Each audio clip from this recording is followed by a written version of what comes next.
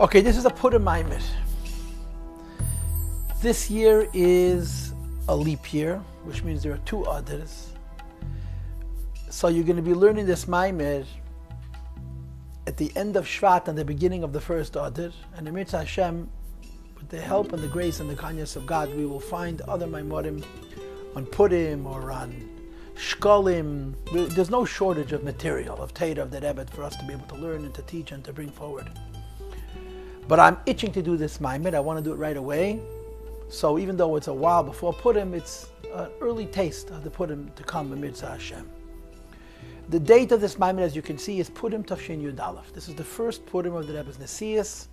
In other words, a month, and 5 days or 4 days after the Rebbe became officially the Rebbe, the Nasi of Chabad, on Yud Shvat Tafshin Yud Aleph. Do we all know the story that the Rebbe's Histalkus, the previous Rebbe's Histalkus, marks the beginning of the Nesius of the Rebbe? But for the first year, it was, as they say, unofficial.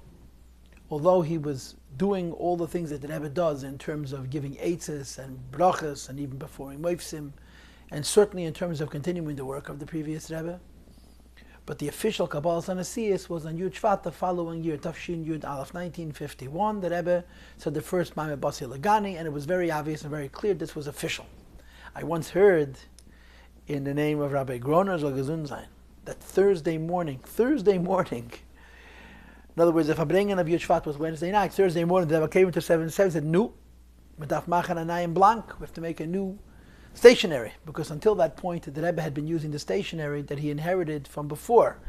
He had 3 organizations under his responsibility, under his leadership: HaMerkaz Le'Inyonei Chinuch, and Machane Yisrael, and Yitzhak Sfarim Kahas. Each one of these organizations had their own stationery and their own emblems, and the Rebbe used to write letters on the various different stationaries based on what he was lighting a letter to. If it was a letter about Sfarim, he used Kahas.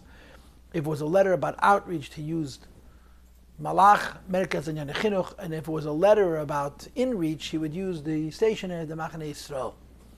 But now that the Rebbe officially became a Rebbe, so Thursday morning, the Rebbe said, "Nu medaf machanayim blank," to make a new stationery.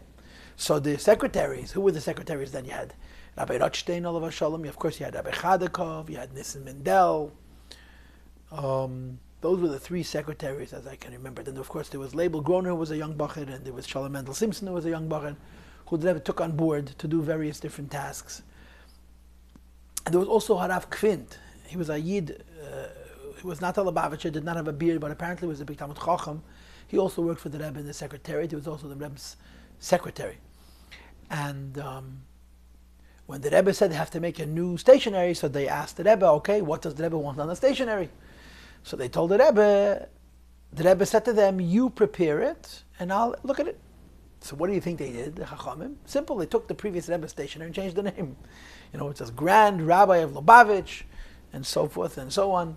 And they just changed the name to the Rebbe's name, and they brought the Rebbe the stationery of the previous Rebbe with his name on it. And he absolutely mutilated it.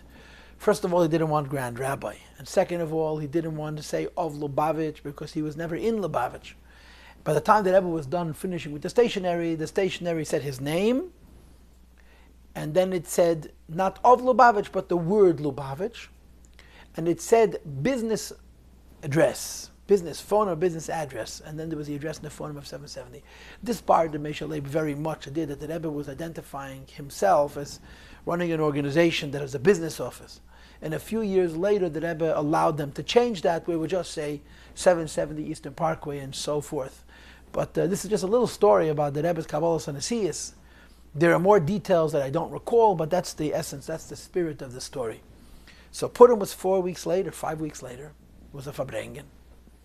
And you could imagine how intimate the crowd was. Yud Shvat, there had been a few hundred people at the Fabrengen. The first Purim, there were maybe a few dozen people at the Fabrengen. And there was a real Chassidish Fabrengen. They were sitting with the Rebbe, which is Kedesh HaKadoshim, and they said a Maimen, the Rebbe spoke Siches, but the atmosphere was incredibly warm, incredibly intimate, incredibly close, incredibly personal. And there are some famous episodes that occurred during that Fabrengen. One of them, of course, is that towards the end of the Fabrengen, the Rebbe began to, in effect, belittle himself and his role as a Rebbe. he turned to the elder Chassidim, and he said to them, I admire your strength of character. He said that the Gemara says that when they built the second Beis HaMikdash, the second temple, so the Ne'arim, the young people danced, and the Zekanim, the old people cried, because they had seen the Pe'er, the Teferes, the beauty of the Bayis Rishon, of the first Beis HaMikdash, and the Bayis Sheni was built, Chasr Chamisha Devarim, it was missing 5 artifacts, which represented godliness and holiness and the Shechina and miracles and so on. So they cried. So the Rebbe says, that's a greatness on your part that you're seeing a son-in-law of a Rebbe, as he referred to himself, ascend to the throne of the Siyas of Lubavitch, and you're not crying. So Rabbi Simpson alav Shalom told the Rebbe, Chassidim can and does nit heren. Chassidim can hear such words. Rabbi Mentlik, there's some controversy about the detail, but I think this is one of the way the stories is told. Mentlik said to the Rebbe, excitedly, es es befedish nit azeh, it's absolutely not this way. It's one shalsheles, it's one chain from the Alter Rebbe, and he went over to the Rebbe and said to the Rebbe, he wants to take mashke from the Alter Rebbe. So in one version of the story that I read or heard, the Rebbe smiled and gave him. Another version, the Rebbe said, whether it's taking mashke from the Alter Rebbe or not, depends if it's a shalsheles of oyer or shalsheles of moed, whether all the Rebbeim are one or they're one after the next. There's another episode that also occurred in that sequence where the Rebbe offered somebody mashke at the Fabrengen. So he sent his cup, and Rabbi Mentlik got very upset and said to him, if the Alter Rebbe offered you mashke, would you send it through an intermediate? And the Rebbe commented, Rabbi Mentlik was a very, very precise Jew, an unbelievably humble and with good character. And the Rebbe said that Motel is displaying such his pashtus, then it must really be Purim. That's the kind of a Fabrengen it was. But the Fabrengen began with the Maamar. It opened with the Maamar. Now, there's actually a Sikha from the Rebbe, from Yud Beis Tammuz, Tov Shin Yud Gimel, I believe, in which the Rebbe says officially why he begins the Fabrengen with a Maamar, because he wants people to be able to concentrate the hardest at the outset, and then they'll be able to relax and listen to easier in Yonim. For the first few years, the Rebbe always started the Fabrengen, if not mamish at the very outset, but close to the very, very beginning, the Rebbe would start the Fabrengen with a Maamar. This custom didn't last forever. It lasted only a few years, probably by Tafshin Tezvav or Tazayin, 1955 or 56. The Rebbe moved the Maimorim to the middle of the Fabrengen and even towards the end of the Fabrengen. But the first few years, the Fabrengen was the beginning of the Maamar. Began with the Maamar. In addition, as I mentioned to you when I did the Maamar Hayeshavas Baganim, that for the first year, from Tavshin Yud Aleph Yud Shvat until Tavshin Yud Beis Yud Shvat, there was no Maamar Nigen. The tradition of course, in Chabad is that when the Rebbe says a Maamar, everybody stands. And in preparation for this, there's a special Nigen, that of course by us it was the Rostava Nigen, one of the Nigurim that the Rebbe Rashab favored, that the Chassidim, the Rebbe would indicate, and the Chassidim would start to sing the Nigen. And during the course of the Nigen, all the Chassidim would rise. And then, of course, after the Nigen was the Maamar. By the earlier Rabbeim, including the previous Rebbe, the minig was that the Rebbe would say the Maamar looking at one particular Chassid. He would actually look at him and speak to one individual Chassid. And we know, for example, in Lubavitch by the Rebbe Rashab, that sometimes he and the previous Rebbe would lock their eyes together in such a dveikos that the Rebbe would speak with his father. The previous Rebbe would actually say the word with his father, which is very distracting to others. Our Rebbe didn't do that. The Rebbe said a Maamar with his eyes closed. From the first day, he never looked at anybody. Always said his Maamar with his eyes closed. And of course, he lowered his head, so on Shabbos and Yom Tif, there was no microphone, it was a little bit more difficult to hear him. So beginning with Yud Shvat Tavshin Yud Beis, 1952, the second Yud Shvat after the Istalkus, the Rebbe came to the Fabrengen, sat down, turned, I'm assuming, to Reb Shmuel Zalmanov, and said to sing a Nigen. He sang a Nigen, the Rebbe said the Maamar. But the first year, from Tavshin Yud Aleph Yud Shvat until Tavshin Yud Beis Yud Shvat, the Rebbe didn't do that. Rather, the Rebbe would come in and start to speak a Sikha, and in the middle of the Sikha, he would talk his way into the Maamar. Like, for example, Basi Lagani, so you may have heard the tapes, the Rebbe begins with the words in the Maamar. Was the Rebbe hat gegeben for sein Yom HaHilula, hebt on Basi Lagani, just 6 words or 7 words. And the Maamar, which the previous Rebbe gave out for his passing, he begins Basi Lagani, and then the Rebbe pauses, and then he starts Basi Lagani Achesi Kala, and so on. This was regular, this was normal for that year. This Maamar, Vkibel Hayehudim, also has a prefix.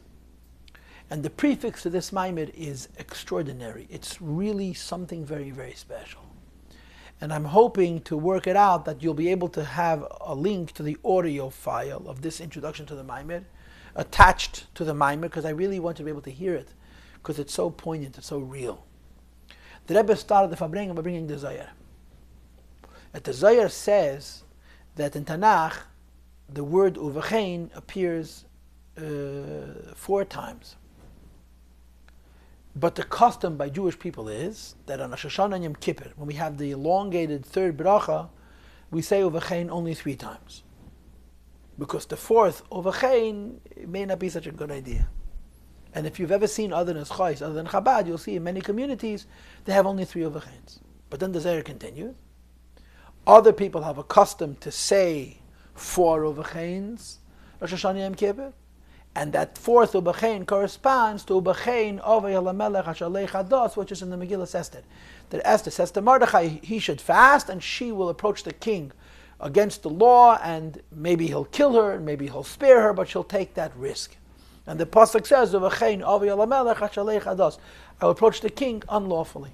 So the reason people don't say the 4th uvechein, because this is not considered favorable. And the reason others do say the 4th uvechein, because there's something favorable about that statement of approaching the Melech Asher Leichados. So they made this prefix, this introduction, and then he continued. What is the lesson? The lesson is that a Jew has to approach God. But when you approach God, you have to be worthy. And what if you're not worthy, and you're not ready, and you're not prepared, and you're not qualified? What are you going to do? You can't approach the Melech, but you have no choice. You must approach the Melech. So you say, Ovei HaMelech Asher Leichados. You come to the King, to God Almighty, although you're undeserving and unworthy and unqualified and so forth. In other words, there's an act of tshuva. And the koyach of approaching the King, even though with Asher Leichados, is that it opens up a possibility of a relationship and so forth. This is the spirit of what the Rebbe said. It must have taken the Rebbe 10 minutes or so to say this. And then the Rebbe says, uvechein, Ovei HaMelech Asher Leichados, and therefore, or in this spirit, Ovei HaMelech, I will come to the king Asher Leichados, which is unlawful. And then the Rebbe says in the tone, Zokter Vkibel Hayehudim es Asher Echel Laseis, and the Rebbe begins the Maamar. He breaks down, he starts to cry, so he catches himself, and starts the second time. Vkibel Hayehudim, that's how the Maamar begins. And it's incredibly dramatic. It's very dramatic. It's not an act, it's real, it's genuine, but it's very dramatic at the same time. Because what the Rebbe is saying is that the very recitation of this Maamar constitutes Ovei HaMelech Asher Leichados. Now, what I want to share with you is this. If you know, and I've mentioned this to you recently, I sort of advertised this Maamar. If you know anything about the history of Maamorei Chasidus and Chabad, not Siches, but Maamorim, you know that there is a continuity. All the Maamorim can be traced back to the previous generations. The vast majority of the Maamorim of the Rebbe, especially those said in the first decade or decade and a half, can be traced Maamorim from the Rebbeim before, particularly the Rebbe Rashab. And quite frequently, one Maamar of the Rebbe will reflect one Maamar of the Rebbe Rashab, or sometimes one Maamar of the Rebbe will reflect 2 Maamorim of the Rebbe Rashab, where the body of the Maamar will be from one place and the beginning and the end will be from someplace else. But we know where the Maamorim come from, we see the Maamorim's evolution, and we understand how the Rebbe is essentially, to use the old Chabad expression, chazering, repeating the Maamorim of the previous Rebbeim. But when a Rebbe says a Maamar, we don't say chazering, we say zogen, he is saying a Maamar, because every time a Rebbe says a Maamar, even if it's a verbatim repetition of an existing Maamar, it's a new oyer, it's new godliness. But in the Rebbe's case, the Rebbe didn't only review the Maamorim of the previous Rebbeim and suffice with a new oyer. The Rebbe had this incredible ability to be concise, to consolidate their thoughts and words in such a way that he would deliver the Maamar with unbelievable crystal clarity because of the brevity. There's no long arichas, and he would reduce the elaborate discussions to a few lines and make them absolutely crystal clear. But this Nemanov used to say that the Rebbe is saying the same Maamorim in the previous generations, but he's saying them for our generation. And like I said, the vast majority of the Maamorim, you can see where they come from. But there are Maamorim of the Rebbe which are original. You look at the Maamar and say, where did this come from? And one of those is Vkibel Hayehudim. It's probably the first. And I suspect that when the Rebbe said, Uvechein Ovi el HaMelech Asher Lecha Das, and began to speak, at least in part, that's what he was referring to, that he's about to say a Maimer, which is essentially his own. This Maimer is almost like a Sikha, to be honest.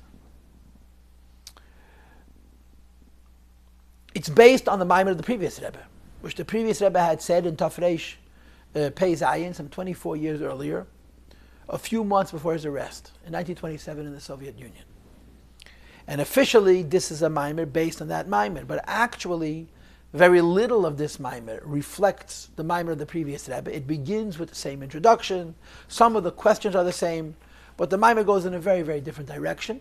So the previous Rebbe's Maimer, being the source for this Maimer, is very, very superficial, or at least somewhat superficial. A little bit deeper, this is very original, very different. It's mamish the Rebbe's.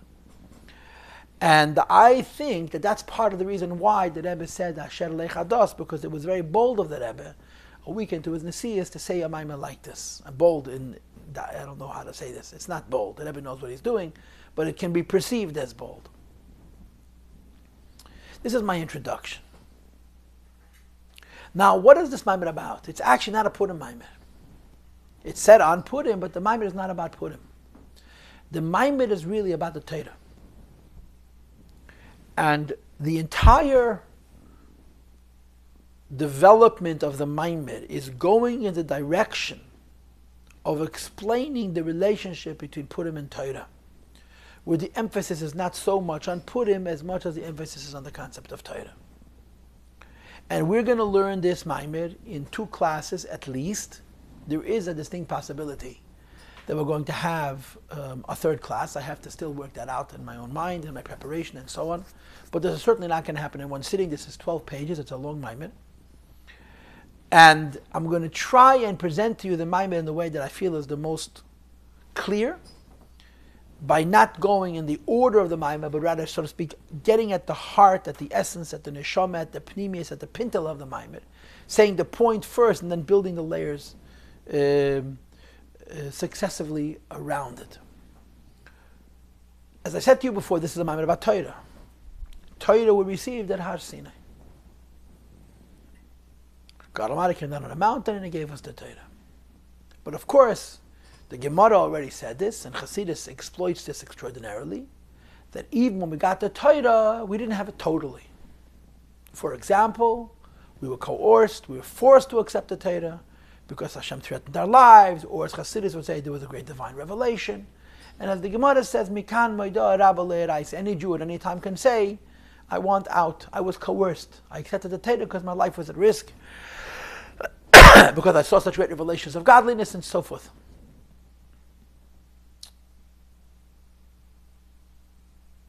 Says the Gemara until Purim. When the Purim story occurs, there is a second commitment to the Torah, and of course in the times of Purim, it was in the times of terrible duress, times of Mesiras Nefesh, and once the Jewish people recommitted themselves collectively as a nation, during the Purim story, to do the will of HaKadosh Baruch Hu, nobody has a Midah, nobody can say, I want out. You were given every opportunity to run away and you chose not to. So for the first 1,000 years of Jewish history, approximately, a Jew could have said, I have a Midah Rabbi, I was forced by threats or by divine revelation. And after the Purim story, that Midah Rabbi is lifted, because by the Purim story, the Gemara says, Hadir Kiblu Abimei Achashverosh, the Jewish people recommitted themselves to Torah mitzvahs a second time at Har Sinai. Now let's go back to the beginning. When we got the Torah the first time, we said Nasa v'Nishma. Nasa v'Nishma is considered an act of great sacrifice and dedication and altruism. Nevertheless, it's considered only a beginning. By Purim, for lack of words, there was a second Nasa v'Nishma.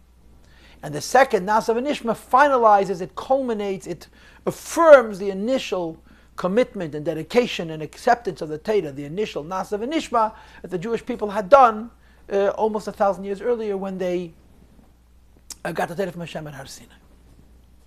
One of the questions of this Maimer is that even if we accept this, that we initially said Nasa v'Nishma the year 2448 and got the Torah in a limited way, and some 1,000 years later we got the Torah again on a deeper level, and therefore our commitment and our dedication and our obligation is greater than it was before. But one of the questions the Maamar asks is, why is it necessary that this reaffirmation that happened when the Jewish people got the Torah from HaKadosh Baruch Hu should happen through Mesiras Nefesh? And what would happen if it wouldn't happen through Mesiras Nefesh? Moreover, the Rebbe makes the case, the Rebbe argues that really by Har Sinai there was also already a concept of Mesiras Nefesh. And certainly when the Jewish people went into Eretz Yisrael, there was also some kind of a concept of Mesiras Nefesh. I'm skipping these details for tonight, I'm just giving you the point.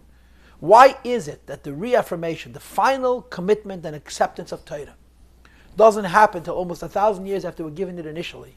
And it must have to do with Mesiras Nefesh, and specifically the Mesiras Nefesh of Purim. So we're going to read the answer to this question. We're starting in Sif Yud, which is page Ayin Hey, near the end of the Maamar. The question again is, why is it necessary that when the Eibishter gave us the Torah is considered not completely ours, not totally committed to, until almost 1,000 years later, when we accepted the Torah, time of Purim, when there was a moment of Mesiras Nefesh. Why Mesiras Nefesh, and why the Mesiras Nefesh of Purim? So the Rebbe begins Sif Yud, and I'm reading it inside. The answer is, the reason why it wasn't enough for the Jewish people to accept the Torah a second time, but it was necessary for them to accept the Torah on the conditions of Mesiras Nefesh. Shegmar Kabbalas HaTorah, the end of the acceptance of the Torah. Vkibel Hayehudim. Totally, but Mesiras Nefesh requires Mesiras Nefesh. And the reason is, Ki Achibur Dal Yenim V'Tachtein. As you'll see in Hashem in the next class. The Jewish people had the Torah before the Torah was given. What happened at Har Sinai, when God came down on a mountain, was, as is called classically in Chassidus, and particularly in the Torah of the Rebbe, there was something called Bittul HaGezerah, the violation, the shattering of the decree, of the divide between higher and lower, heaven and earth. Until Matan Torah, there was a separation between Elyenim, the higher worlds, and Tachtenim, the lower worlds. And when the Eibishter gave us the Torah, he shattered, he broke that divide, and he said, Elyenim yerdu Tachtenim, the higher ones can descend below, and Tachtenim yal Elyenim, the ones who below can ascend upwards. And then of course it says Vani Amaschal, like it says in the Pasuk of Yerda the Shem al Har Sinai. So Matan Torah wasn't only giving us the Torah; it was the violation of order. The order says there's higher worlds and there's lower worlds, and they're separate. Matan Torah affects that the lowest world can have the Torah on the highest level without any constraints, without any issues. So the Rebbe says, Har Sinai was not only about giving us the Torah, but violating the divide, the separation between heaven and earth, so that what's on heaven can be fused with earth. It requires breaking the parameters, the fences, the categories, and the form, the limitation, the Elyon B'tach canal of higher worlds and lower worlds. Was the Kabbalah Torah, for God to give us this Torah, and for us to receive this Torah, which shatters the separations between heaven and earth, between higher and lower, it was necessary for the Mesiras Nefesh to be present. Because Mesiras Nefesh is breaking one's own limitations, and the breaking of one's own limitations set up the breaking of the limitations of the order of creation that separate heaven from earth. That's it. Therefore, although we got the Torah at Har Sinai with an incredible tumult and a gewaltige geschmack, but it's only a beginning. It's not complete, it's not culminated until Purim, when we accepted the Torah a second time through great Mesiras Nefesh. Now we completely break the barrier between heaven and earth and allow the highest heights of heaven to fuse with the lowest levels of earth, and you have the Torah B'Shleimus. So this is the answer to the question. It's not enough that the Jewish people recommit themselves to the Torah in the times of Golus. There needs to be Mesiras Nefesh. But the Rebbe now speaks 3 levels of Mesiras Nefesh. Okay? The first level of Mesiras Nefesh is called Mesiras Nefesh B'Koyach. Mesiras Nefesh in readiness. I'm prepared for Mesiras Nefesh. Mesiras Nefesh B'Koyach is only in the Neshama, and the Rebbe is going to tell us that that's what happened by Har Sinai. When the Jewish people said Nasa v'Nishma, it was also a form of Mesiras Nefesh, but it's quote Mesiras Nefesh B'Koyach. They potentially sacrificed their Neshama to HaKadosh Baruch. The second level is Mesiras Nefesh B'Peil, actual Mesiras Nefesh. But the second level is Mesiras Nefesh B'Peil that happened in the Chanukah story. What happened in the Chanukah story? The Jewish soul was attacked. And the response of the Jewish soul to the attack made against it in terms of changing their names and so on and so forth was Mesiras Nefesh. This is called Mesiras Nefesh B'Peil, actually sacrificing their lives as they did during that struggle. But since it's based on the violation of Torah and mitzvahs, it's called Mesiras Nefesh B'Peil Mitzad Neshama. The Neshama is interested in this sacrifice. Although when the Neshama is sacrificed, the body is sacrificed as well, but it's considered a calculated act of sacrifice. And the third level is Mesiras Nefesh B'Peil, associated with Purim. Total self-sacrifice, but total self-sacrifice which is giving away the body, not the Neshama. That although, as you'll see inside, by Purim there was a very real and a very significant spiritual aspect. Haman was interested in killing not Jews, but from Jews, not Ivnim, but Yehudim. But anybody who was identified as a Yehudi, he hated not what he did or what he learned and what he believed, but his very body. And the Rebbe is going to argue this is Mesiras Nefesh B'Peil on a level which is going to call Hefker. There's no consideration. And the point that Rebbe is going to make is that to accept the Torah completely, which is to totally break and shatter the separation between heaven and earth, is not enough Mesiras Nefesh B'Koyach. It's not even enough Mesiras Nefesh B'Peil, as happened in the Chanukah stories, which was not on Neshama. You have to have Mesiras Nefesh B'Peil. And the Purim story, which is a reckless, a Hefker, because Haman wanted to kill our Gufis. So let's read it inside. Va'af, and even though, Shagam b'shas matan Torah, even when the Torah was given, Kish'omru nasev v'nishma, the Jewish people said, we will do first, and then we will understand. Kiblu aleim lastes kol mashir stava. They accepted, do whatever they would be told. Gam be'im yit sarach limse nafsham al zeh, even if it would be a necessity for self-sacrifice. They were prepared for it. So why do you have to have Purim and the Mesiras Nefesh of Purim to complete the gift and the receipt of the Torah, based on the need to break the divide between heaven and earth, which has to be a power of Ein Sof? Why wasn't the Nasa v'Nishma of Shavuos alone sufficient? And the answer is because Gam be'im yitzarech le'Mesiras Nefesh al zeh, even if there's a possibility of Mesiras Nefesh harei kol zman sham Mesiras Nefesh yibakeach. Any time the Mesiras Nefesh remains only potential, which means you're not actually having a risk to your life, and you don't have to take it. So the Mesiras Nefesh only potential translates the Rebu mitzad neshama. It's only from the neshama, ve'enei baguf. It's not in the body. So although by the story of Shavuos, of Matan Torah, there was an act of Mesiras Nefesh, but it was the spirit of the Jew being sacrificed to the spirit of HaKadosh Baruch Hu, based on the logical attachedness between these two spirits. The body was dragged along, but it's a reasonable Mesiras Nefesh. Next paragraph, but then you have a second level. The Mesiras Nefesh of Chanukah, which is also an inyan of Mesiras Nefesh, and it's also an inyan of Mesiras Nefesh B'Peil, not only B'Koyach, but even Chanukah had a certain limitation, because since the attack was against the Neshama, it's reasonable to be Mesiras Nefesh. Next paragraph, please. Says the Rebbe, Valpi ze yuvan gam hamayla b'Mesiras Nefesh de Purim ala Mesiras Nefesh de Chanukah. That it's not enough that the Mesiras Nefesh B'Koyach of Matan Torah is not sufficient. But you have to have Mesiras Nefesh B'Peil, where people are actually sacrificing their lives. But that in Mesiras Nefesh B'Peil itself, there's two levels. One level is the Mesiras Nefesh B'Peil of Chanukah, where they gave away their lives for Yiddishkeit. And the other level, the Mesiras Nefesh of Purim, where, as you'll see momentarily, they gave away their lives in a level of Hefker. Kigam Mesiras Nefesh B'Peil. It's possible that there should be actual sacrifice of life and limb, not to become separated from HaKadosh Baruch Hu, but he be'ike mitzad neshama. This primarily connected to the soul. Ela Mesiras Nefesh neshama, the sacrifice of the soul, Poyelas Gam B'Haguf, for Nefesh Ativus affects the body and the animal soul as well. So the Rebbe says 3 lines from the bottom. V'zuhi.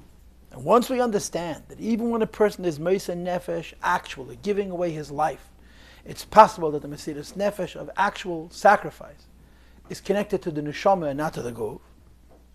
Zui hamayla the Mesiras Nefesh, the Purim ala Mesiras Nefesh the Chanukah. It explains the superiority of the Mesiras Nefesh during the Purim story over the Mesiras Nefesh during the Chanukah story. And he explains, during the Purim story, what was broken and reduced to insignificance was Gamita the Guf, was the body itself. Their lives were hefker, were made, they were called fair game, as the expression is. They had no value. L'chol mi sheyirtze, anybody who wanted. There was no way naturally for them to be spared from this condition because they were sacrificed. Their life has no value. Now, how was that? Because Haman hated Jews and he wanted to kill them. Haman's hatred for Jews is oftentimes compared to Hitler and Yamachshem's hatred for Jews, that he killed them indiscriminately. He didn't kill righteous or pious or holy, he killed them all. But the problem is that the same Alter Rebbe is the one who says, V'av sha'gazeiru hoyser rak al Hayehudim. It's the Alter Rebbe who was the one who says that the Mesiras Nefesh of the Purim story was not for all Jews. Haman was not interested in killing all descendants of Ram, Yitzchak, and Yankov. The traditional name for the Jewish people is Hebrew, is Ivri. Haman wasn't killing Ivri, he was killing only Yehudim. And the Gemara says who Yehudim are. They're people who are made a kefer ba'avei zara, they deny idol worship, and therefore made the b'chol ha'teira kula. And although this is such a radical insight, but it's the Pashat, the Pshat, and the Psukim based on the Gemara. The Jewish people took a new title for themselves. They were always known as Ivrim. All of a sudden they changed their name to Yehudi. By no means all. Many of the Jews continued to be Ivrim, very comfortably assimilated in the Babylonian exile. And those who were steadfast, those who were dedicated without any limits to the will of HaKadosh Baruch Hu, took a new title for themselves, Yehudi. And by no means does Yehuda mean that they come from the tribe of Yehuda, from the Shevet Yehuda. V'haraya, the most famous Yehudi of all was Mordechai from Shevet Binyamin. So the Gemara says the word Yehudi means Mesiras Nefesh, Kefer ba'avei zara, denying idol worship, which was widespread at the time. And then the Rebbe always adds, U'bederech mamela meida b'kol ha'teira kula. So what do you mean that the Jewish people's lives were hefker from the perspective of the body? It isn't true. It was only the religious, the pious, the righteous who Haman wanted to kill. And of course, part of the story, according to this incredible thought from the Torah Eid, is that any Jew could have saved his life by becoming an Ivri. Assimilate, become like everybody else. And what's remarkable about the Purim story was that for an entire 11 months, from Yud Gimel Nisan when the documents were written, until Yud Gimel Adar when the decree was overturned and carried out in the favor of the Jewish people, they didn't know if they would live or die. And they also behem machshavas chutz chas v'shalom. They didn't cross their mind to cross over to the other side, Rahman al-Islam. So there was incredible Mesiras Nefesh on the part of the Jewish people, and it was religious. Says the Rebbe, Mikol Makom, nevertheless, Mikivan Shagezera. The decree, in fact, was Loi al kiyem ateiru mitzvahs, not for the fulfillment of teiru mitzvahs, el al aguf. It was their body. It's true. Haman was killing the Jews he couldn't stand, which were the religious Jews. But once they were identified as religious Jews, he wasn't killing them because of their religion. He was killing them because they existed. He couldn't stand their existence. And he was not after their faith. In other words, he had no interest in reforming them, in secularizing them. You're religious, he wants to kill you. So the Rebbe says, though it's true that Haman was singling out a group of Jewish people who were identified as Jews, as Yehudim, because of their dedication to Torah and mitzvahs. But once he identified them, he was interested in killing them under all conditions, to wipe them out. Nimtze, in other words, shahagufim hayu az b'tachas hashefes. Not only the Jewish soul was broken, the Jewish body was broken. And he qualifies it. Tikasher hagezeri al teiru mitzvahs. When an anti-Semite, when a guy, when a Rasha makes degree against Yiddishkeit, for example, Antiochus was not interested in killing Jews, he was interested in reforming them. He was interested in Hellenizing them. He was interested in secularizing them. The decree was not to take their lives. To the contrary, they should live in the spirit of Yavan. That they should go away from Yiddishkeit, and most importantly, that it comes from HaKadosh Baruch Hu. And in order to secure this, he said that if you don't follow the decrees of assimilation and secularization, shebe'im yekayem teiru mitzvahs, yargu eisei, if they continue and insist on keeping Yiddishkeit, they're going to be killed. So says the Rebbe, although in the story of Chanukah there was Iyun Mesiras Nefesh, but the body was not sacrificed recklessly, without any logic. The body was a victim of what was being done to the neshama. The neshama is the reasonable part of the person. The body is just the flesh and blood. In the Hanukkah story, Antiochus was after the neshama. If you give him the neshama, then you can live. You don't give him the neshama, he'll kill your goof, but it was because of the neshama that he will kill the goof, so it's considered mesiras nefesh b'poil with a calculation, with a limitation. In the Purim story, the whole issue was to destroy. That although he was interested in killing Yehudim, but once he identified Yehudi, it was not his religion he was after, it was his body he was after. It is only he could have saved himself to become an Ivri, to go away from Yehudi. But since the decree to kill him is it's not because he doesn't want to deny godliness. It's because his body was directly threatened. The body as such, as the body was kehefker, it was totally sacrificed. And therefore the Rebbe says you have three concepts of mesiras nefesh. By Matan Torah, the Jewish people said Nasa v'nishma was also mesiras nefesh. It's called mesiras nefesh b'koyach. A readiness to mesiras nefesh. That's only in the neshama. It has not trickled down to the body until it will be actualized. Then you have the mesiras nefesh of Hanukkah, which is also which is called mesiras nefesh b'poil, actual mesiras nefesh. But it was the actualization of that readiness. Then comes Purim. And Purim is mesiras nefesh b'poil from the perspective of the guf. V'zehu, which explains Mashaydei ya mesiras nefesh the Purim dafka, the sacrifice of Purim. Hayogmar v'ashleim was like a bal Torah. That's when the Yidden could be given and receive the Torah totally. Why? Because the Torah is about breaking all limitations. That the heavens and the earth should fuse. And there should be no conflict between the limitations of the earth and the spirituality of the heavens and the infinity of godliness. They should all become one. In order for this to be facilitated, there had to be, from the part of the Jewish people, a sacrifice. The sacrifice was not whole until the Purim story. But in the Purim story, there was a bittul. And it was gam mitzad haguf. It was a bittul from the perspective of the body. They were then qualified to the revelations of the Torah.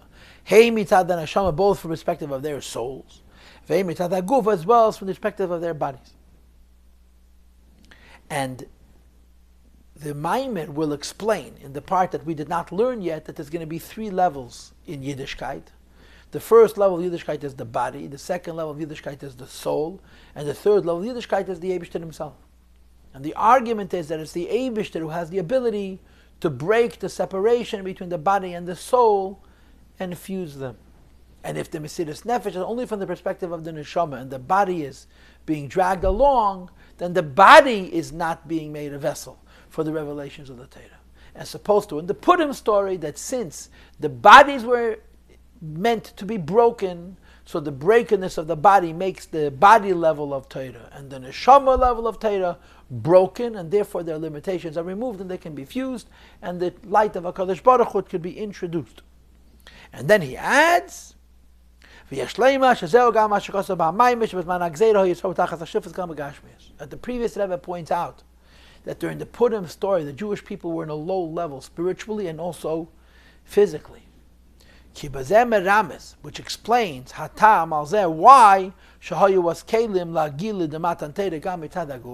that by when the Torah was given, they were not vessels for the Bittul HaGzera properly. When the story of Hanukkah happened, they were not vessels for the Gili of the Bittul HaGzera properly. And when the Purim story occurred, they were ready for the Gili of the Bittul HaGzera properly, because this was the first time that the mesiras nefesh was mitzad the body also. The body was being sacrificed, the soul was being sacrificed, and as a result they can become one and be kelim to receive the Torah without any limitations. But here's the deal. What I just described and what we read in this Sif Yud, and we read almost every single word, is sacrifice. The soul is sacrificed, the body is sacrificed, and the sacrifice of the body and the sacrifice of the soul makes it qualified for a person to be able to receive the infinity of the Torah. It's a small problem. If the story of Purim qualifies the Jewish people for total sacrifice, sacrificing the body and the sacrificing the soul so they can receive the Torah without any limitations, if they sacrifice, who's going to learn the Torah? The one who's supposed to learn it doesn't exist anymore. And now the Rebbe spins it the other way. Sifir Aleph, V'hine. Al Pi Amavur Lil Sif Dalet. It was discussed earlier in the Maamar Vkibel Ali Matach Nish Gimel Inyanim when you're joining the heaven and the earth, which means the body and the soul. There's three things. Ha'elyon, the one above, which is the neshama.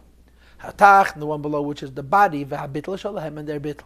Move on. Another thing has to also be pointed out. In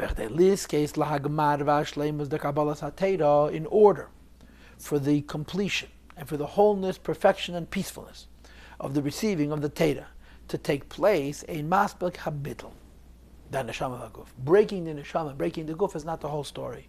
Because if you break the neshama, break the guf, there's nobody to learn the Torah. The other side of this coin is that the Jews have to exist. Moreover, as under the highest level of wholeness, and as they exist as a self-contained entity, should be tied and unified with the Torah to such an extent as represented by their total bittul. So the Rebbe now spins it the other way. And he says, we just spent so much time and so many lines underscoring the total bittul of the neshama and the guf on a level of Mesiras Nefesh as the prerequisite to completely receiving the Torah. But the other side of the coin is you have to have a person who learns the Torah in his own mind and understands. In other words, you don't want to break the body, you want the body to exist, even though it's totally bottled. You want the neshama to exist, even though it's totally bottled. Now, how does that happen? How does the Purim story represent the complete and total and end of the event of giving the Torah and us receiving it, the total violation of any limitations that infinity and the body can join together because of the Mesiras Nefesh B'Peil Mitzad HaGuf the Jewish people had during the Purim story and the fact that they're being sacrificed? And the Rebbe gives a very, very interesting answer. And we're going to move to 6 lines from the bottom of the paragraph, the last line, V'yesh Leim, but I want to add. The Zehu Shemevi B'Hamaimer, the answer is, as the previous Rebbe says in the Maimer, She'eseder Samesiris Nefesh Di Yisrael Hosal Di Mordechai. The Jewish people made sacrifices, and in making sacrifices they were in effect giving themselves away, and they no longer exist. But it was motivated by Mordechai HaTzadik, by Mordechai. And who is Mordechai? Pardon me, Moshe Shabbatayda, the Moshe of his generation. Says the Rebbe, all of us understand that the learning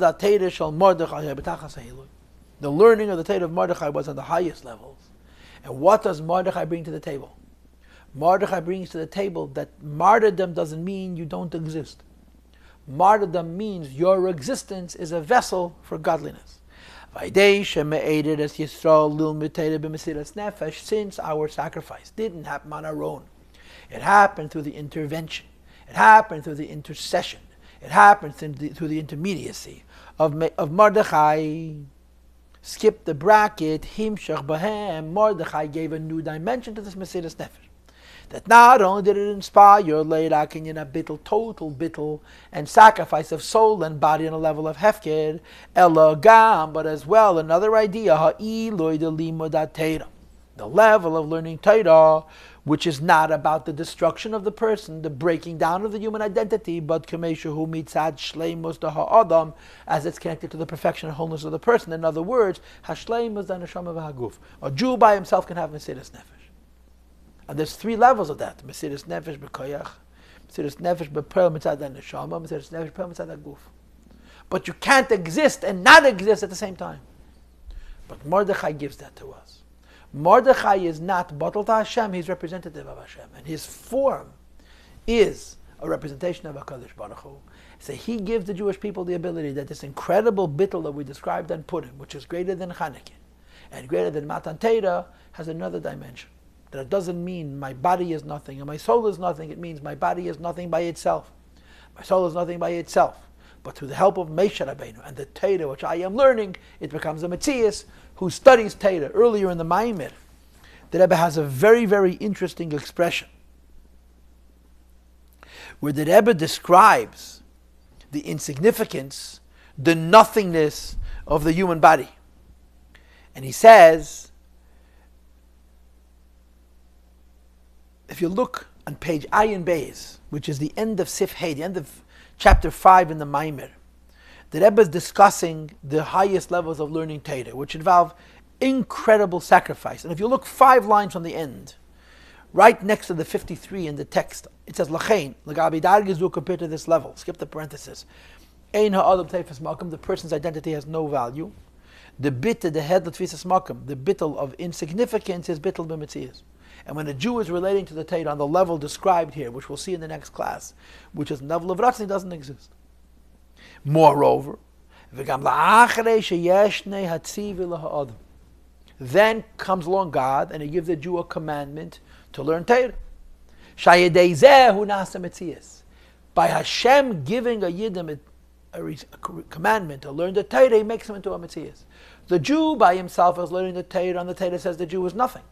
But because he was commanded by Hashem, Hashem makes this Jew who is nothing in his utter bittul to be a Metzias in his learning Torah. Still says the Rebbe, Kol Metziusu Rak L'mal Satziv. He has no reality other than that he's fulfilling the commandment. This is a very similar idea. You become so bottled in the Torah, there's no you.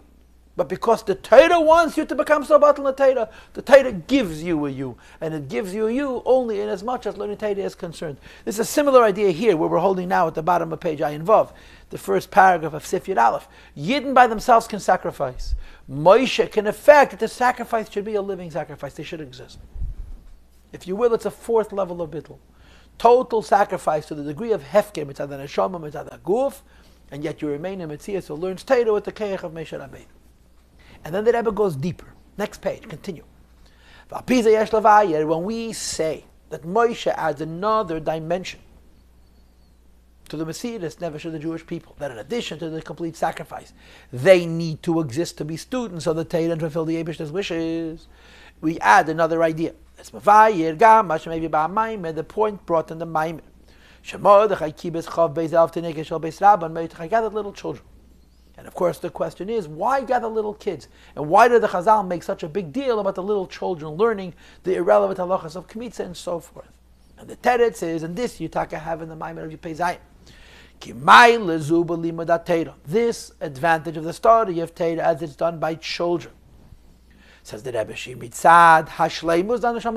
which is not about the destruction and the non-existence of the soul and the body, but rather the absolute existence and the perfection and wholeness of the neshama and the guf. Where do you see a yid learn Torah? And on the one hand, he's totally sacrificed to HaKadosh Baruch Hu. And the other hand, his Metzias, says the Rebbe, is be'ike b'tineke shel beis Rabbah, for little children. It brings the Gemara that the world does not exist only because children learn Torah. And of course the question is asked, the Papa says to Abaye, only when children learn Torah they keep the world going. What about us? The Tanoim and Amiroyim. Abaye says, no, ours doesn't work. Why not? You cannot compare the wind, the air that comes forth from a child who has never sinned, whose Torah is so special and so pure it sustains the whole world, as opposed to ours. We may be on the highest levels, but yesh beichet. There's no question that a Papa's Torah and Abaye's Torah Hoya Bevade was certainly Lishma, on the level of Lishma, which we'll see in the next year about Iches. B'darges achinas nahayes madreges. While Valim with that Torah, the Teneke Shel Beis Rabbah, when a child is learning, it's mitzad yirah, he's simply afraid of being punished. Afal Pikein still, yesh yisrein, there is something distinctly advantageous. Behevel ateneke shel beis Rabbah, the Torah of a little child.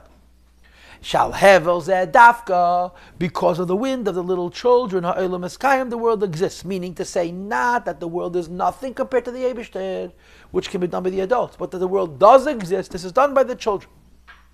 And the Rebbe goes on to say, but the reason is, shamayla behevel teneke shel beis Rabbah.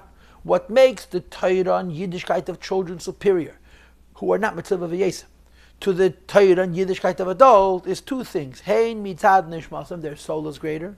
And he says something very wonderful. Shikrei v'yesel l'kus, the soul of a child is closer to godliness. Mipnei shezem mikorei ba me'el meruchni. They just recently came from Gan Eden. Children came here recently, more recently, so they're closer to the truth. And it's also true from their bodies. They haven't eaten that much, they haven't drunk that much, and they have not indulged in pleasures and weaknesses so much. So children have an advantage in their body and in their soul. This is the explanation. When the previous Rebbe adds, it wasn't only that Yidden were ready for Mesiras Nefesh, and that they learned Torah and Mordechai learned Torah, but they learned it with children. It's to explain because when they learned Torah then, it was the adults in their Mesiras Nefesh are giving their bodies away. They're giving their souls away. The children, when they're learning Torah, it's mitad shleimus and neshama v'aguf. Their body is a vessel for Torah. Their soul is a vessel for Torah because there's no contradiction to Yiddishkeit because they're purer and finer. So the previous Rebbe in his Maamar says three things. Number one, in the Purim story, Yidden had Mesiras Nefesh bepoil mitzad haguf, which is hefker. Number two, this was motivated by Moshe Rabbeinu, and number three, it begins with Moshe Rabbeinu involved with children. Moshe Rabbeinu makes it so that the body should be b'shleimus and not exist. And the children represented that factually. Their learning Torah was not the destruction of their metzias, it was the reality of their metzias. Elashamaylas haneshama the teneki shel beis rab. When you say that a child's neshama is superior, and as well, and some to his guf.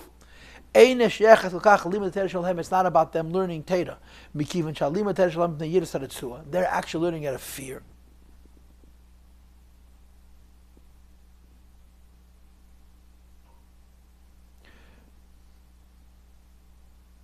I'm skipping half a line. Maybe, which is what the previous Rebbe adds. This is a combination. The children represent living as a Jew rather than dying as a Jew. The sacrificial element is because Mordechai motivated. It was considered Mesiras Nefesh because it was motivated by Mordechai Hayehudim. So it's a little bit complicated. Purim is Mesiras Nefesh, bepeil with hefker. Mordechai brings about that it shouldn't result only in dying but in living. It's represented mostly in the children. But because children may have not ideal motivations, there's a combination. The aspect that makes our body and soul exist in sacrifice is the children. But this aspect that makes it sacrifice is that the children are motivated by Mordechai. And then the Rebbe finishes. I want to add something else. By Mordechai gathering these children together. Mordechai benefits. The Hevel Tenekah Shel Beis Rabban should be by Mordechai as well. As great as Mordechai is. And Mordechai is not only motivating the highest levels of Mesiras Nefesh, but is motivating on the level where you exist rather than die. Shleimus ha'adam. When he motivates the children to represent this, he gains this advantage. So in short, there's a Mesiras Nefesh of Matan Torah, the Mesiras Nefesh of Chanukah, and the Mesiras Nefesh of Purim as three aspects. The Mesiras Nefesh of the adults, what Mordechai adds to it, and what Mordechai is able to enhance it further by his involvement with the children. And the point of this is Torah. When the Eibishter gave us the Torah, the point of the Torah is to bring the Ein Sof, the infinity of godliness, into this world, that they should become one, as represented not only by the Jewish soul's form, body, mitzias, but by the Jewish body's mitzias. And it must involve total sacrifice to break all barriers, and it must involve existing to be the person learning Torah, and Purim is the perfect occasion to accomplish all of these things. And then the Rebbe connects it to Adel Yada. We all know that Purim is associated with going beyond any limitations. You're supposed to go beyond your mind, and technically, halachically, you do it through mashke, through wine. Spiritually, it means that you have to raise yourself above your seichel. Each year when Purim comes, we revisit the idea of the Jewish people completing the event of the giving and receiving of the Torah, as it was by Purim, as it was the first time, and of course the Rebbe adds, it's even higher. So when Purim comes, the date reflects Mesidus nefesh b'peil of the guf on a level of hefker. And yet we remain in Metzias, the Ha'adam is inspired by Mordechai. And the individuals who represent the Shleimus Metzias Ha'adam is the little children who Mordechai motivates. And Mordechai himself gets the mile of Hevel Shein Bechet through this motivation. Every year this happens again. And I want to add, when we say that Purim completes Matan Torah, in all of the aspects listed above, it's Bishnei and Yonim, two things. Number one, 4 lines from the bottom of page Ayin Zayin. Whatever we started at Shavuos was finished on Purim. V'gam kiyum ha-Torah, the everlastingness of the Torah is associated with Purim. K'de'isa b'gemara ala pasuk v'kimu v'kibel Hayehudim kimu masha kiblu kvar, and the Rebbe interprets this to mean that it's ours forever. So there's 2 aspects. One is that it's ours in a way that it's totally ours, and we have no excuses. And number 2, it's totally ours in Eifen Nitzchi. It's totally ours in a way that's forever. He brings the pasuk by the Megillah on top of page Ayin Ches, v'zichram l'Yossi v'Zarim. So these are 2 separate points. So Purim makes the Torah permanent, ours in a real way, and also in a permanent way. And therefore the Rebbe says, v'lachein, 4 lines from the top of Ayin Ches, Purim tzarach liyas haveda the lo yada. Purim have to go out of your mind. And the Rebbe says in Yiddish, go past yourself. Ki hashleim is the Kabbalah Torah, to receive the Torah wholly and completely. On the one hand, there's total bittul, and on the other hand, there's total metzias. You are learning Torah, you are understanding Torah, and in that learning and understanding, you totally sacrifice to HaKadosh Baruch Hu. It's Ayideya bittul, which is through bittul. And bittul will you also remain in metzias to Ha'adam. V'zehu gam. You